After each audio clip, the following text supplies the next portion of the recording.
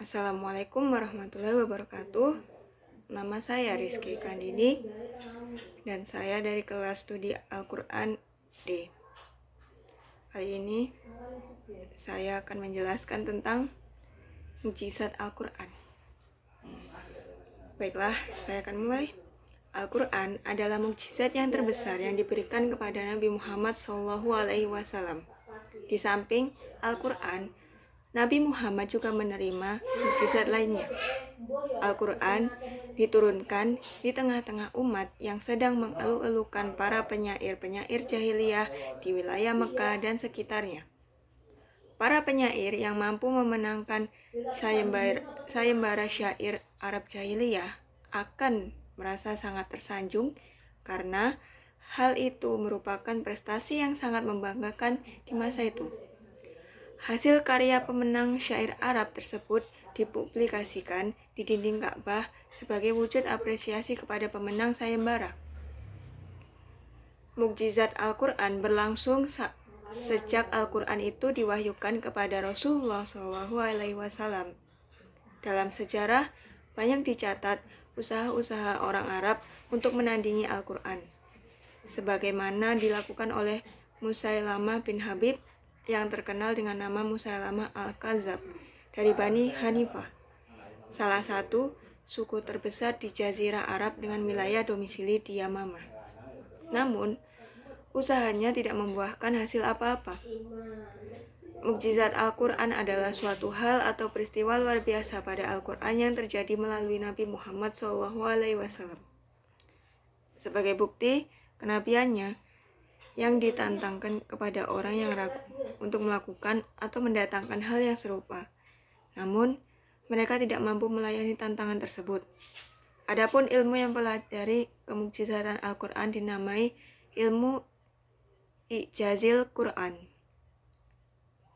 Kehebatan mukjizat Al-Quran nampak pada munculnya berbagai aktivitas, penelitian dan pengkajian untuk mengungkap segi i'jaz Al-Quran. Ada beberapa komentar ulama mengenai i'jaz Al-Quran dan memiliki titik penekanan yang berbeda antara satu dengan yang lainnya. Syekh Mana Khalil Al-Khattan mengemukakan 3 aspek i'jaz Quran, yaitu 1. Kemukjizatan Al-Quran. Para ahli bahasa terpaku dengan keindahan gaya bahasa Al-Quran. Al-Baghlani mengomentari bahwa keindahan bahasa Al-Quran dengan berbagai formulasi berbeda dengan sistem dan tata urutan umum yang dikenal oleh orang Arab. Bahasa atau kalimat-kalimat Al-Quran adalah kalimat yang menakjubkan yang sangat signifikan perbedaannya dengan kalimat di luar Al-Quran. Al-Quran mampu mengeluarkan sesuatu yang abstrak kepada fenomena yang dapat dirasakan sehingga di dalamnya ada dinamika. Adapun huruf tidak lain hanya simbol makna-makna. Sementara lafaz memiliki petunjuk etimologis yang berkaitan dengan makna tersebut. Menuangkan makna-makna yang abstrak tersebut kepada batin seseorang dan kepada hal-hal yang biasa dirasakan, yang bergerak di dalam imajinasi dan perasaan bukan hal yang mudah. Termasuk kesulitan seseorang yang menundukkan seluruh kata dalam satu bahasa untuk setiap makna dan imajinasi yang digambarkannya. Sementara Al-Quran tidak berbicara dengan sebuah kata kecuali dengan sebuah makna yang dikehendaki pada tingkat kedalaman yang paling tinggi. Hal ini merupakan bagian dari i'jaz Al-Quran. Kemukjizatan ilmiah. Suatu hal yang tidak dapat dipungkiri adalah bahwa Al-Quran ada yang mengandung teori ilmiah. Hal tersebut bahkan mendapat sambutan hangat dan mengalami perkembangan yang pesat. Namun di sisi lain mendapat kritikan dari sebagian ulama. Seperti Al-Syatibi dalam bukunya beliau mengatakan, banyak yang bersifat keterlaluan dalam memahami Al-Quran sehingga mereka mengaitkannya dengan semua ilmu pengetahuan. Kemukjizatan Al-Quran tidak sekedar meletakkan pada cakupannya dengan teori-teori ilmiah saja yang selalu baru dan berubah. Tetapi, cakupannya terletak pada motivasinya untuk berpikir menggunakan akal. Dari sudut pandang ini, Imam Al-Ghazali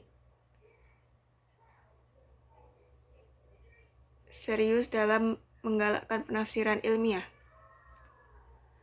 Di antara ayat-ayat Al-Quran yang berbicara tentang proses penciptaan alam semesta ini adalah 1. Quran Surat Hud ayat ke-7. Pada Quran Surat Hud ayat ke-7, Allah menegaskan bahwa Dialah sang pencipta alam semesta, langit dan bumi serta isinya, sebelum proses penciptaan dimulai.